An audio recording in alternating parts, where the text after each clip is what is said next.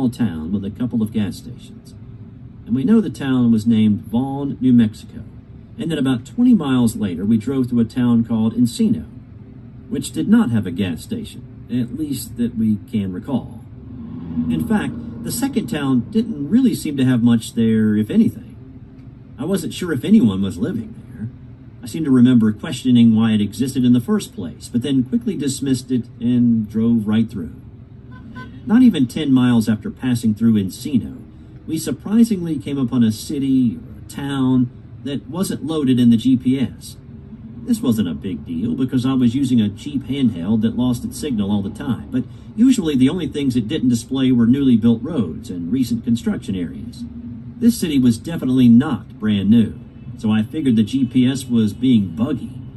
The oddest part of finding this city, neither of us remember seeing any warning we were coming up on a town of this size.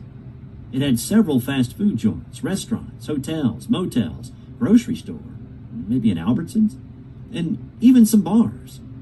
If I were to guess, I would say this city was roughly 10 to 20,000 people.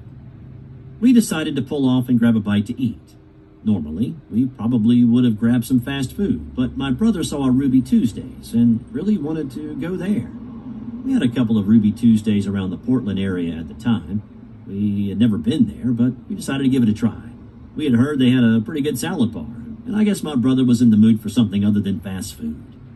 I went along with the suggestion because I was sick of eating junk. For the rest of the story, I will be Nick, and my brother will be George. We pulled into the Ruby Tuesdays parking lot,